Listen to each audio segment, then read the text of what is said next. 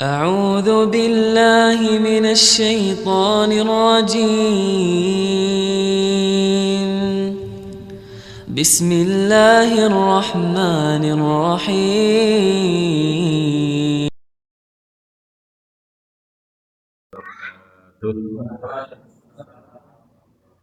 Bismillahirrahmanirrahim. Alhamdulillahi Rabbil alamin. Wa bihi nasta'inu ala umurid dunya waddin. Wassalatu wassalamu ala ashrafil anbiya'i wal mursalin. Muhammadin wa ala alihi wa sahbihi ajma'in. Amma ba'du. Rabbana zidna ilma warzuqna fahma.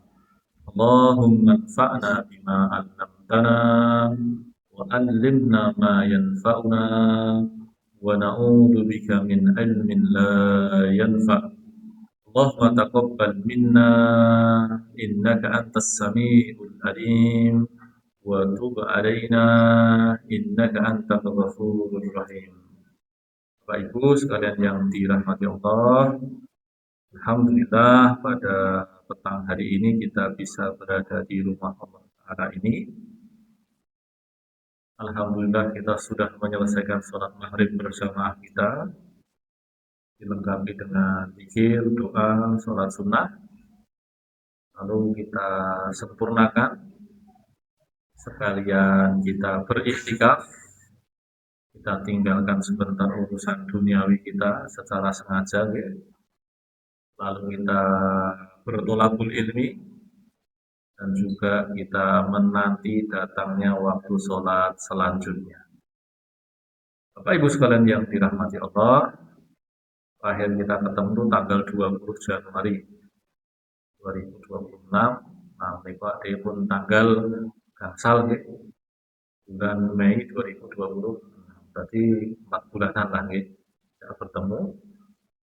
Dan akan kita lanjutkan.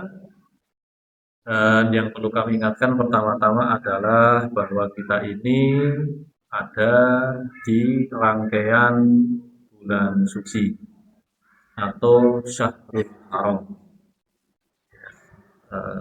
Seingat saya sejak pertama kali menyampaikan materi, kami sering kali mengingatkan tentang bulan-bulan di dalam Islam.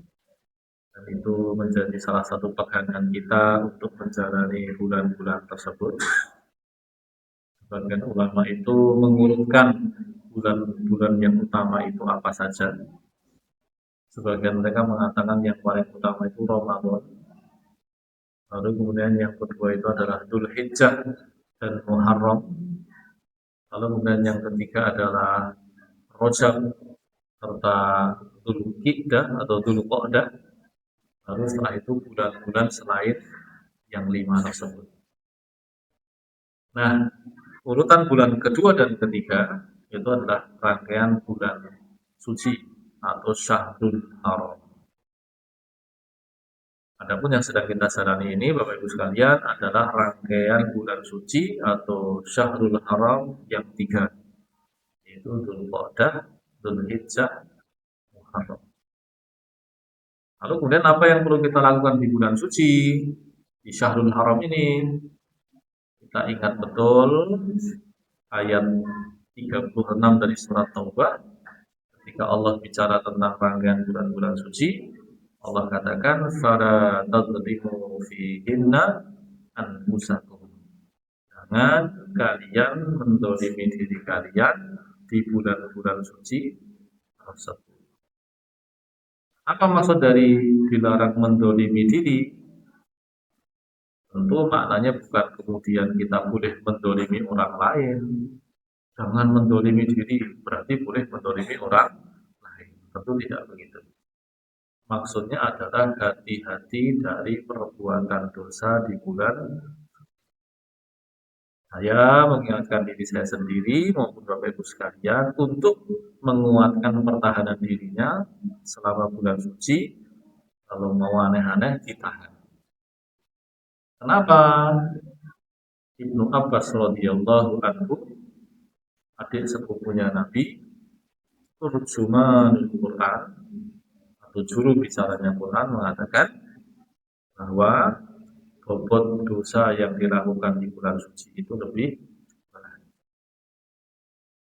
Beliau itu sampai-sampai tidak berani punya rumah di tanah suci, di Ardul Haram, karena beliau takut melakukan kesalahan di dalam tanah suci. Itu berhubungan dengan bulan suci atau Syahrul Haram, itu karena bobotnya lebih berat. Pendapat ini tidak ada yang membantah. Orang-orang soleh dari kalangan sahabat Nabi dan tabi'in dan terus seterusnya itu mengikuti pendapat tersebut. Untungnya pendapat ini tidak ada dalil tegasnya dari Quran dan hadis. Ini adalah pendapat salah seorang terbaik, salah seorang alim ya, adiknya Nabi berkaitan dengan bulan suci. Maka sikap kita bagaimana? Tentu yang paling penting adalah kita berhati-hati dari perbuatan dosa, karena takut jika betul-betul bobot dosa di bulan suci itu lebih besar. Sembari berharap semoga ampunan-ampunan Allah itu juga mengiringi dalam jumlah yang besar. Itu berkaitan dengan bulan suci secara umum, yaitu Dzulqa'dah, Dzulhijjah, Muharram. Adapun Bapak Ibu sekalian, 12 malam lagi kita sudah memasuki bulan Dzulhijjah. Nah, Bapak Ibu sekalian, jadi Dzulhijjahnya ini pun cerah, tinggal 12 malam. Insya Allah hari Senin tanggal 18 Mei ya, itu sudah masuk bulan Dzulhijjah. Nah, di 10 per hari pertama bulan Dzulhijjah, secara umum dia adalah bulan suci, tetapi lebih khusus, sebagian ulama mengatakan 10 hari pertama Dzulhijjah itu mirip dengan 10 hari terakhir Ramadan. Oleh karena itu, kalau bisa semangatnya dihidupkan, dikobarkan untuk mencari pahala sebanyak-banyaknya di 10 hari pertama 10 hari pertama Dzulhijjah. Lalu apa yang bisa dilakukan? Tentu yang pertama Bapak sekalian, nek saged poso 9 hari. Tanggal 1 sampai tanggal tanggal 1 sampai tanggal 9. Itu kalau bisa.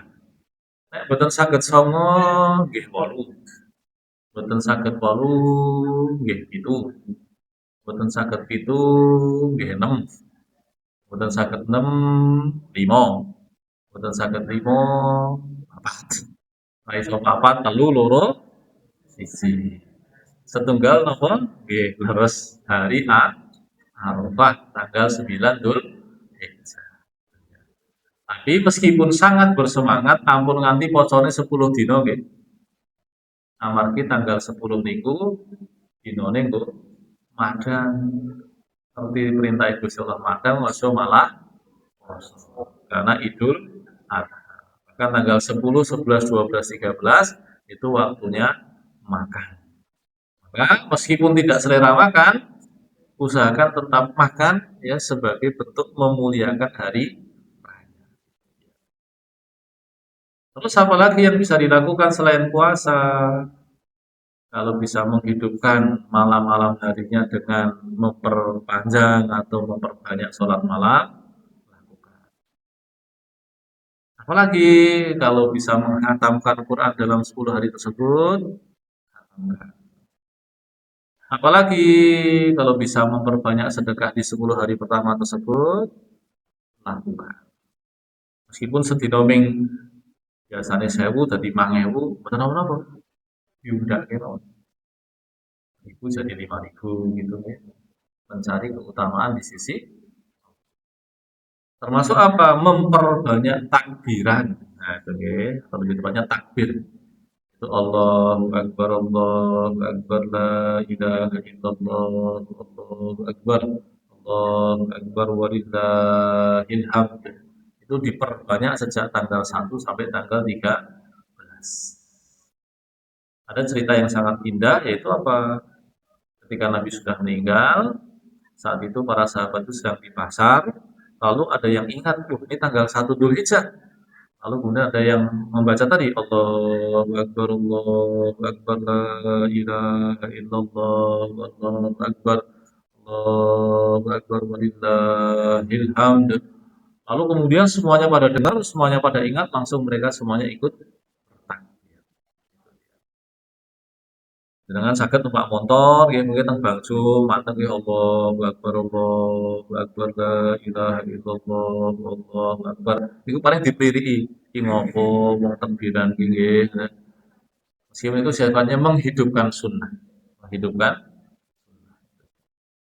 Adapun kalau yang muqayyad itu yang terbatas, yang sudah ditentukan waktunya yaitu yang dari tanggal 9. Ada yang pada subuh, ada yang pada asar, yang itu imam, salam, kemudian sebelum lanjut zikir, bertakbir dahulu bersama makmum. Nah, itu yang disebut dengan takbir muqayyad. Nah, itu dia. Lalu Bapak Ibu sekalian apalagi? Lalu bagi yang ingin berkorban, entah sudah punya duitnya atau belum, entah sudah dapat hewannya atau belum, kalau sudah niat korban masuk tanggal 1, tahan diri untuk tidak memotong kuku dan memotong rambut. Memang itu tidak sampai haram, tidak sampai dilarang mutlak gitu kan. Tapi itu sunnahnya adalah kalau niat berkorban sampai hewannya disembelih, jangan memotong kuku maupun rambut diri maupun sembelihannya. Tapi sebaliknya Bapak Ibu sekalian, misalkan nggih mboten niat korban, jadi duitnya rumono nggih, wis lah sok meneh lah kapan-kapan, terus motong kuku, motong rambut ya enggak apa-apa. Terus kok tiba-tiba tanggal misalkan tanggal 11 atau 12 atau bahkan 13, wah iki alhamdulillah iki ana duite iki tak korban. Dan itu jenengan boleh bar zuhur, nggih mboten napa-napa, sembelih saja. Karena itu masih waktunya untuk berkorban. Kita nek tanggal 13 bar zuhur niku wis ra ono kancane, boleh dhewe itu. Liyane wis keluargen niki lagi boleh. Mboten napa-napa. Itu sesuatu yang boleh-boleh saja. Itu dia. Adapun sembelihan terbaik apa? Kambing. Ya, meskipun misalnya duit 30 juta, tuku wedhus regane 30 juta, dia lebih utama dibandingkan seekor. Jadi, wah aku duit 30 juta, tak tuku wedhus siji sing gede, regane 30 juta. Itu dia lebih utama. Tetapi kalau ditinjau dari maslahatnya, memang lebih baik sapi. Napa melih nggo wong Indonesia sing ora kulino mangan daging wedhus. Mangan wedhus pisan langsung darah tinggi. Nah, mending mangan sapi. Tapi nek ajeng iseng nggih masjid niki nggih saged mawon sesuk yo mulai tahun sesuk ade mbleh unta. Ah niku gayen niku. Monggo niku. Nek perlu pas salat Id untane digawa teng lapangan. Nah niku gayen. Hamka, nggih Haji Abdul Malik Kamrim Amrullah ya salah satu ulama yang sangat dihormati di Nusantara ini, di Malaysia dihormati, di Singapura dihormati. Itu dulu sampai ke Jogja Ringin tahun 1924, setahun setelah meninggalnya Kiai. Itu beliau itu bilang begini, di tempat saya di Sumatera Barat itu bapaknya kan ulama besar, namanya Haka atau Haji Rasul, itu kan ulama besar. Itu yang mendirikan Muhammadiyah pertama kali di Sumatera Barat itu bapaknya Hamka itu hebat. Hamka bilang apa? Di tempat saya itu fikih kurban itu wis dibahas nganti ngelotok. Tur nek pas wayahe kurban ora ana sing kurban. Nah, di Jogja, Bapak Ibu sekalian kata beliau tahun 1924, wong salat Id teng masjid teng pundi? Teng alun-alun niku mangkat teng lapangan niku nggawa hewan kurban. Wedhuse digawa, sapine digawa. Sayangnya ora ono unta niku, ora ono unta gayeng niku. Itu termasuk apa namanya amal yang pernah dilakukan oleh orang-orang di Jogja pada zaman itu. Nah, itu ya.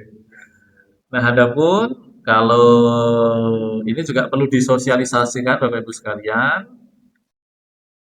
kalau hukumnya kambing dengan domba itu berbeda. Kambing niku gampangannya niku wedhus Jawa, sementara kalau domba niku wedhus gembel. Niku bedane napa? Kalau Wedhus Jawa niku minimal setahun, bahkan ada yang 2 tahun atau poer. Tapi kalau wedhus gembel itu 6 bulan sudah bisa dibeli. Sehingga bagi orang yang duitnya terbatas bisa mempertimbangkan menggunakan apalagi dan ingat bahwa sekalian korban akikah itu tidak mensyaratkan kambing laki-laki, kambing jantan, kambing betina pun juga boleh.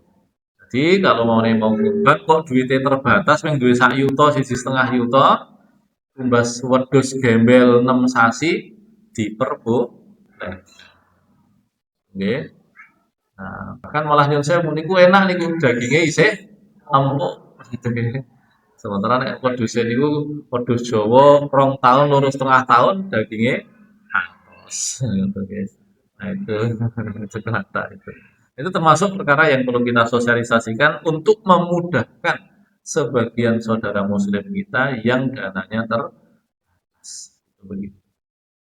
Itu saja Bapak Ibu sekalian sebagai pengingat tentang bulan suci yang 3 ini, lalu secara khusus tentang Dzul Hijjah yang akan datang 12 hari lagi.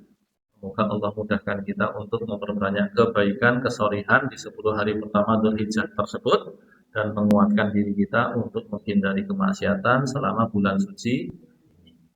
Adapun selanjutnya Bapak Ibu sekalian, mungkin saya belum akan kembali ke Sirah Nabawiyah, tapi saya pengen bercerita. Kemarin itu Ramadan pas ditugasi ke Amerika. Jadi kula niku bojone teng Amerika. Niku numpak pesawat 15 jam ora tekan-tekan itu. Tangi rung tekan turu meneh, tangi rung tekan turu meneh, ora tekan. Dan bedanya sini dengan sana itu kebetulan pas tepat 12 jam. Jadi niki nek bumine ngoten Jogjane teng sebelah riki, panggenan sing didatang itu sebelah sini pas itu. Wali bumi pas ini. Itu qadarullah begitu. Ceritanya itu ada orang tua santri mualimin itu yang orang Amerika asli, ibunya itu istrinya orang Jogja. Sejak 2022 sudah tinggal di Jogja, tapi kalau Ramadan sengaja kembali ke Amerika ngopeni masjid di sana.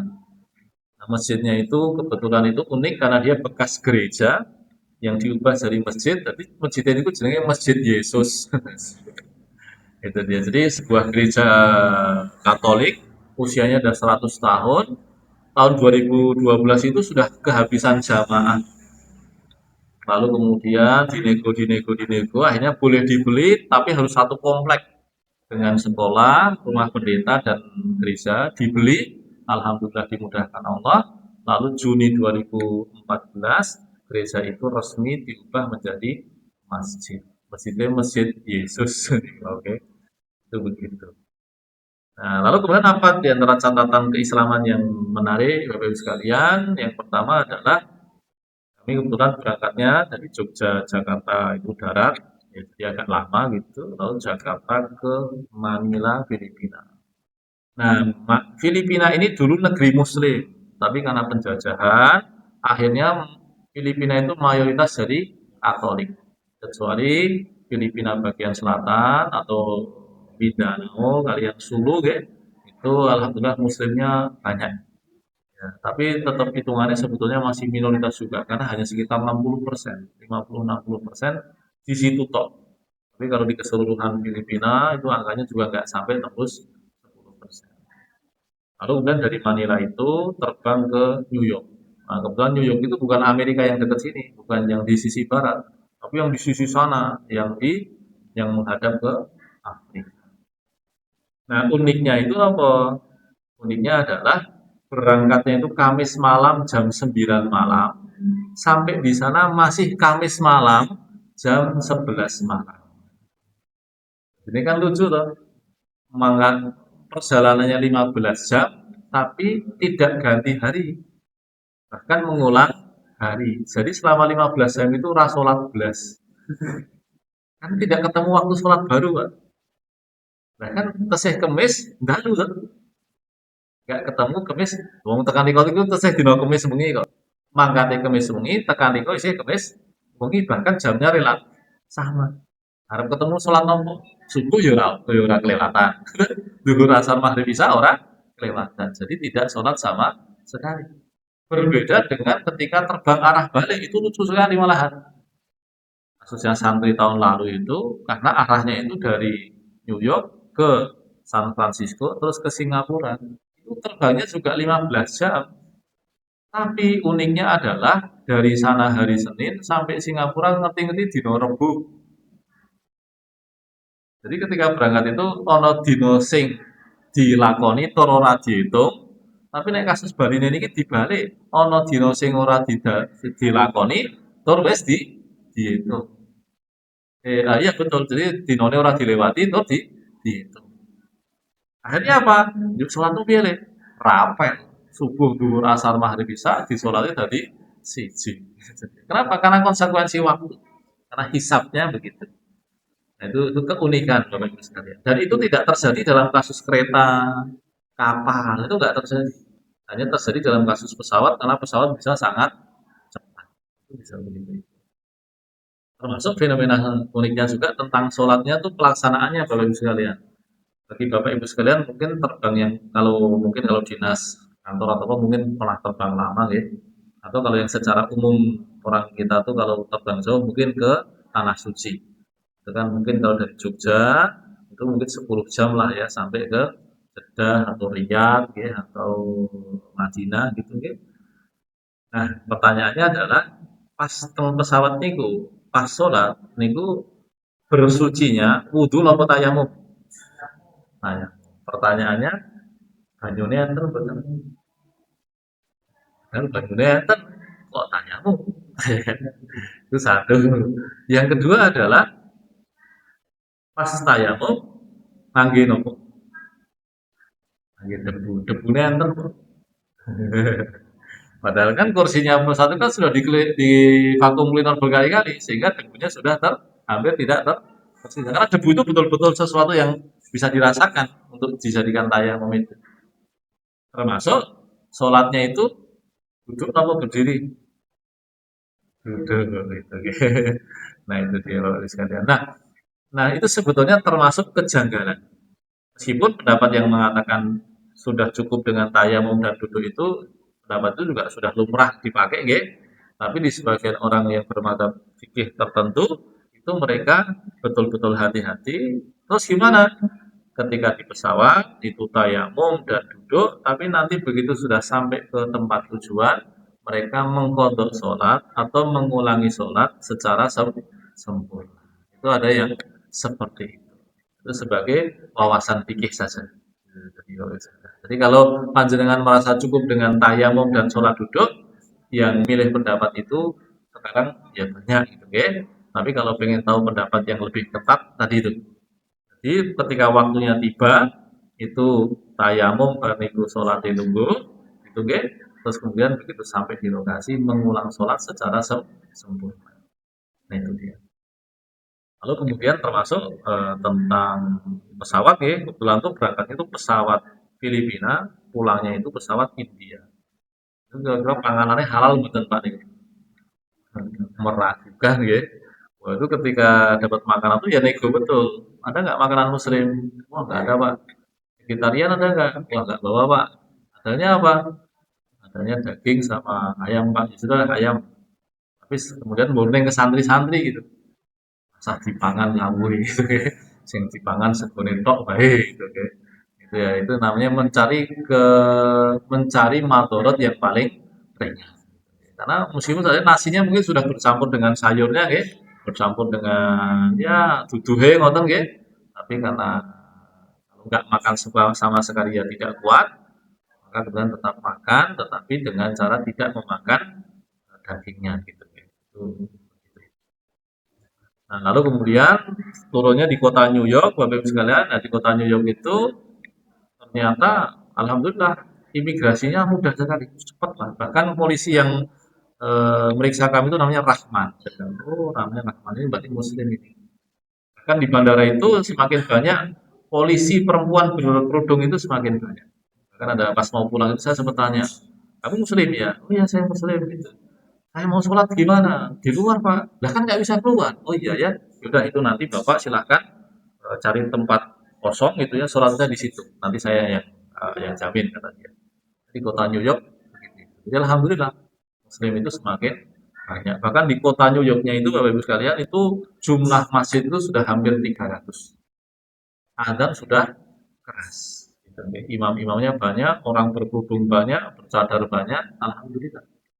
Bahkan kalau salah satu masjid paling dekat dengan bandara kota New York itu adalah masjidnya Ustadz Syamsi Ali. Ustadz Syamsi Ali itu yang dari Makassar, pembina Muhammadiyah Amerika, itu masjidnya dari bandara kota New York itu hanya sekitar 10 menit. 10 menit. Jadi di Jamaican Mosque ya, atau Masjid Jamaika.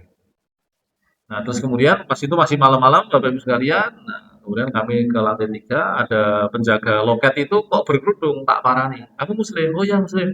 Kami mau cari tempat sholat ada nggak? Terus kemudian dia bilang, Pak, ke terminal 4 saja, di sana ada musola. Nah, untung pesawat kami pas di terminal 4, kami ke terminal 4. Nah, di terminal 4 itu ternyata ada satu lorong begitu, ada musola ukurannya sebesar ini. Musolanya, lumayan besar. Tapi di lorong itu bukan hanya ada musola, sampingnya sana itu ruangnya orang Katolik, sampingnya sana orang Protestan, sampingnya sana orang Yahudi. Jadi ada 4 ruangan begitu. Yang Muslim dan itu ternyata didirikan ya 4 tahun setelah tragedi WTC. Jadi masjid itu atau musola itu namanya musola John F Kennedy. Itu ada di bandara JFK di Terminal 4 dan ukurannya lumayan luas. Nah, saat itu kemudian waktu subuh kami sholat di situ, bahkan yang imami santri begitu, orang-orang ikut sholat. Tapi kelihatan sekali di sana itu orang-orang yang mau sholat itu alhamdulillah, yang mau sholat itu banyak. Tapi betul-betul koyo nyelake gitu gitu. Beberapa orang itu kelihatan sholatnya itu sudah melewati waktu subuh. Kenapa? Ya karena memang mereka butuh nyelake waktu ketika ada kelonggaran waktu untuk jadi sampai perjuangannya seperti itu. Lalu kemudian ada satu orang kok sholatnya itu dewe. Terus kemudian saya itu karena unik ya, ya tak rekam gitu. Karena saat itu ada orang, kami sudah selesai sholat, ada orang tuh adzan lagi. Ya enggak apa-apa kan, rekam itu. Tapi setelah direkam itu, saya bagikan itu ada yang komentar. San, kayak sing wong siji kayak wong Syiah. Kemudian tak cek lagi videonya, ternyata orangnya itu kok sholatin dewe. Itu ternyata ketika sujud menggunakan batu di batu kayak gitu. Ini orang Syiah ini kayak. Nah, itu dia. Itu nih kayak. Lalu kemudian dari kota New York kami terbang lagi 1 jam, Bapak Ibu sekalian, di kota namanya kota Syracuse, masih di negara bagian New York ya, tapi itu isinya adalah kebanyakan imigran dan pengungsi. Nah, teman-teman kami itu yang anyar-anyar itu, teman-teman baru kami itu, Bapak Ibu sekalian, berasal dari negara-negara yang dihancurkan Amerika. Wong Somalia, wong Sudan, wong Mesir, wong Yaman, wong Syria, bahkan orang Bosnia, Bapak Ibu sekalian. Ada orang Bosnia itu yang ketika kecil itu masih sempat melihat pembantaian Muslim di Srebrenica 1995. Itu, jadi mereka ini adalah orang-orang yang menjadi Amerika gara-gara negerinya tidak aman, diserang Amerika, dibuat ribut oleh Amerika, sehingga harus pindah ke situ. Nah, karena kemudian di situ itu Islam masih minoritas, masjid itu satu kota niku mung ana 8. Sing siji Masjid Ahmadiyah. Nah, itu dia. Nah, kemudian karena minoritas adzan itu tidak boleh Bapak Ibu sekalian. Adzan itu tidak boleh diperdengarkan. Jadi kalau di kota New York itu malah rame, wong Islamnya akeh. Kalau di sini meskipun masih negara bagian New York, tetapi karena muslimnya minoritas, maka kemudian adzan tidak boleh diperdengarkan. Tapi apa yang mengesankan Bapak Ibu sekalian, ketika sholat itu, apalagi sholat Jumat, itu kadang-kadang bisa sampai 2 kloter. Itu koyo wong umroh, karena suasananya itu orang-orang lintas negara ada di situ. Dan yang nyenengke ketika taraweh, Bapak Ibu sekalian. Kenapa? Taraweh ini punya saya ini penyemangat. Tarawehnya itu 1 malam 1 juz. Alhamdulillah. Kecuali malam 23, 25, 27 itu tarawehnya 2 juz dalam 1 malam. Malam kan itu. Lalu di 10 hari terakhir Ramadan itu juga Bapak Ibu sekalian buat namung taraweh, nanti jam 3 pagi sholat tahajud berjamaah dalam 1 rakaat minimal 1 halaman. Sehingga dalam satu malam itu kalau kita ikut semuanya, kita bisa sholat sampai 23 rakaat dan selesai sekitar 2,5 juz. Rasanya marem tadi nggih. Ini penyemangat Bapak sekalian, sapa ngerti tahun ngajeng ngriki lihat raweh sak juz nggih. Durung le makmur ora makan. Lalu kemudian yang unik termasuk Bapak Ibu sekalian apa? Sholat witirnya. Sholat witirnya itu 3 rakaatnya itu dipisah jadi dua, dua dan satu. Lalu ketika dipisah dua dan satu itu kadang-kadang imamnya berbeda. Imam yang 2 rakaat dengan imam yang 1 rakaat itu kadang berbeda. Tapi imam yang 1 rakaat itu hampir selalu orang Mesir namanya Mahmud Hamad. Dia tuh yang pebisnis begitu, anaknya wis gede-gede, orang Mesir. Niku nek ngimami 1 rakaat witir, niku meng maca surat Al-Ikhlas. Kira nggih? Tur le kunut 10 menit. Jadi itu habis ngimami bacakan Al-Ikhlas gitu nggih, rukuk, lalu bangkit dari rukuk itu baca kunut, itu kunutnya bisa sampai 10 menit dan sering kali menangis ketika membaca doa apa? Allahumma taqabbal minna itu sampai nangis. Apalagi doa yang berbunyi Allahumma a'tibna minan nar. Ya Allah bebaskan kami dari api neraka. Itu mulai donga tenanan itu. Maka kami le makmum yo le ngrasake kuno niku nggih boten kesel itu. Kenapa? Le donga niku tenanan. Le donga niku tenanan. Lalu kemudian kalau yang imam itu Bapak sekalian, itu dalam satu malam imamnya bisa sampai 7 orang. Imam Ishak sendiri, terus mungkin tarawihnya 8 rakaat itu imamnya papat, pun 5 loh. Lalu imam witir yang 2 rakaat 1 orang, lalu imam yang witir 1 rakaat 1 orang. Sehingga imamnya bisa 7 orang. Nah imam 7 orang itu uniknya negoranya beda-beda. Saya itu pernah ada satu momen tuh saya tuh memakai pas santri ngimami gitu. Jadi ada santri namanya Zaida, bacaannya bagus sekali, bagus sekalian. Ketika dia ngimami saya ngemakai ini, tenggurine iki imam-imam kabeh nih loh. Banyak imam gitu dan uniknya dari negara berbeda-beda. Mesir, Mauritania, Bangladesh, Somalia. Jadi imam yang ada di belakangnya itu dari berbagai macam mengesankan.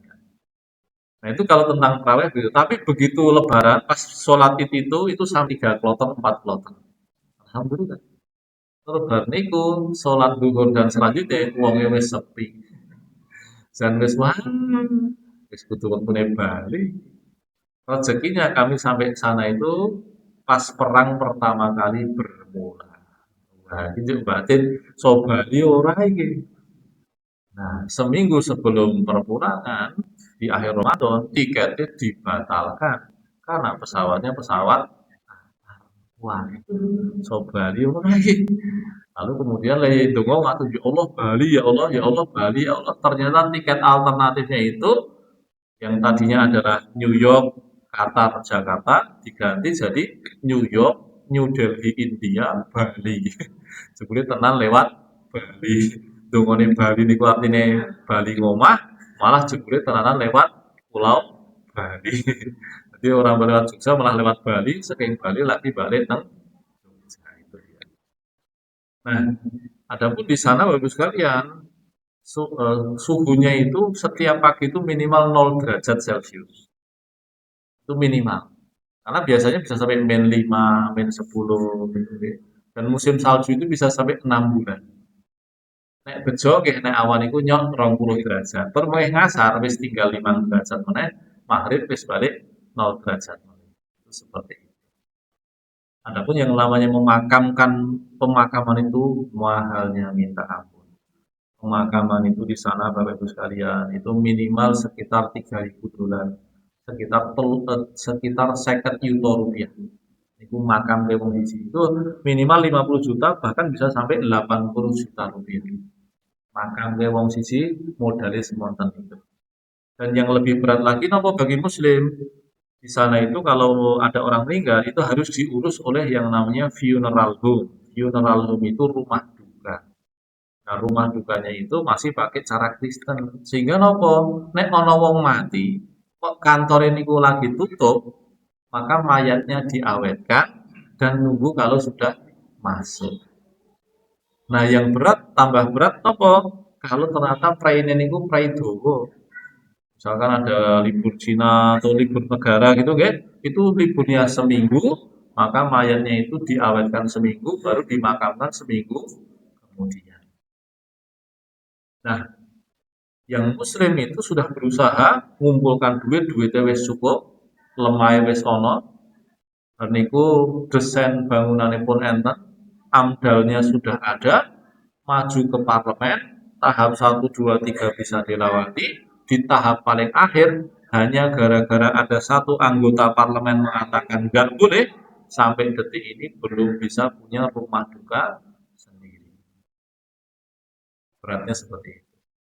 Tapi kemarin juga sempat ngantar jenazah, bayi umur 6 bulan itu memakamkannya pas turun salju, sing makamke niku ora ana wong 15. Itu lek ngurung kuwi geden-geden gitu nih. Sampai segitu. Lalu poinnya apa Bapak sekalian? Nah, kemudian setelah merenung gitu kayak pulang, yo adik kita yang Indonesia niku luwih penak, jauh lebih enak. Napa mulai teng Jogja niki? Alasannya napa? Yang pertama Bapak sekalian, teng Jogja niki napa mulai kota gede niki? Islam itu sudah ada di tanah ini lebih dari 500 tahun. Kerajaan Mataram Islam niku ibu kotanya teng mriki lho. Niku tahun 1500. Berarti sebelum kerajaan Islam tersebut berdiri, di tanah ini sudah ada Islam. Berarti bisa di Islam di sini sudah bisa 600 700.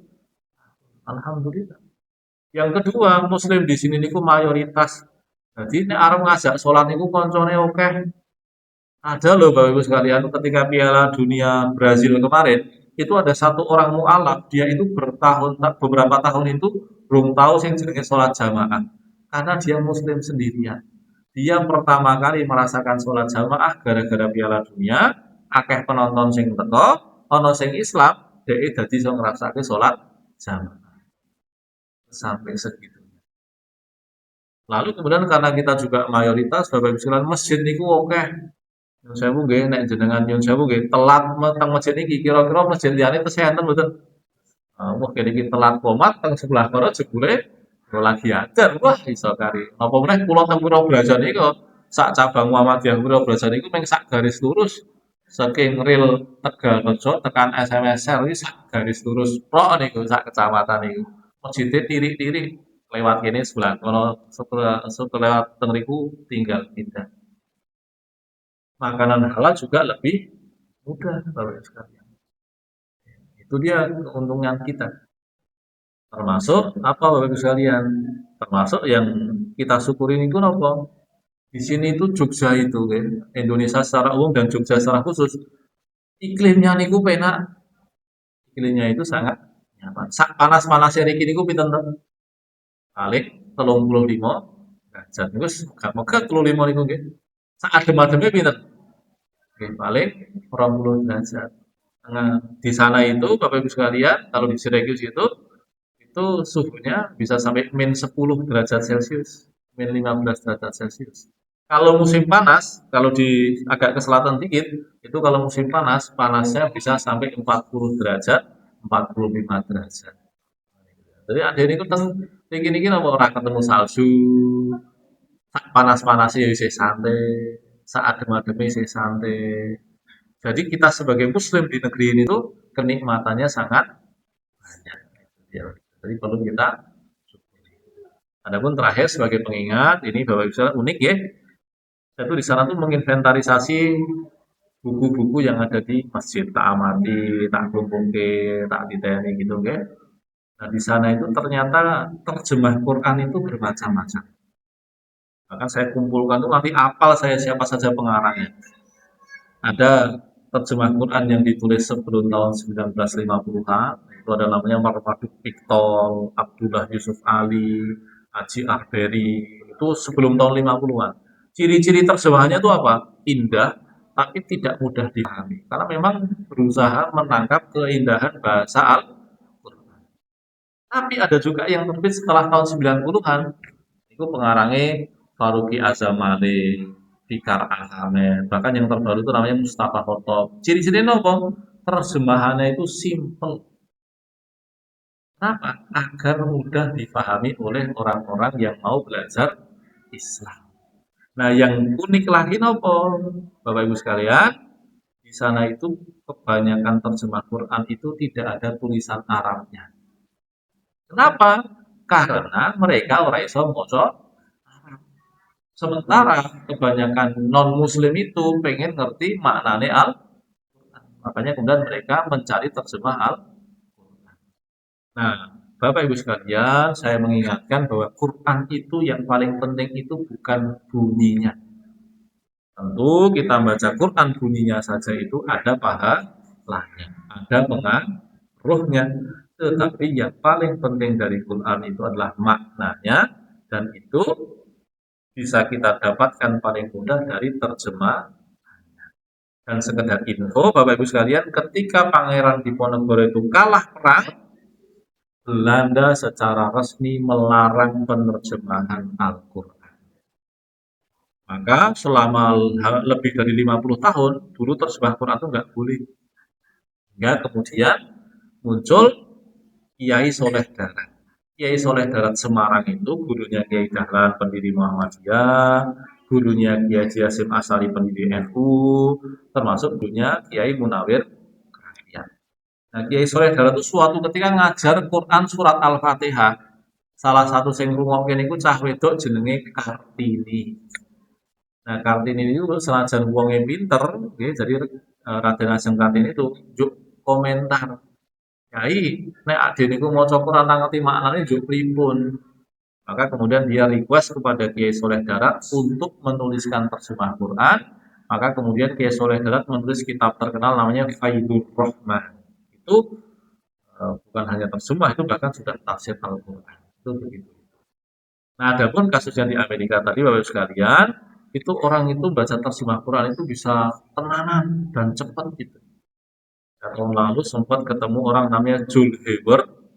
Oke, dia masuk Islam gara-gara WTC 2001. Dia itu baca terjemah Quran cuma dalam 3 hari. Bayangkan 3 hari menyelesaikan terjemah Al. Adapun kalau yang terbaru silahkan cek di YouTube, itu ada anak muda gara-gara delok ke Gaza gitu, nggih.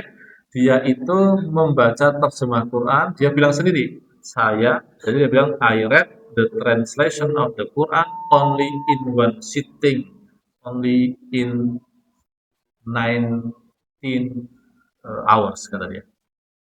Dia bilang apa? Saya itu baca terjemah Quran hanya dalam sekali duduk, total waktu 19 jam. Nah, ini Bapak sekalian, sebagai pengingat ya, kita ini alhamdulillah dimudahkan dalam berislam, maka kita perlu bersemangat, termasuk di dalamnya adalah mempelajari Al-Quran.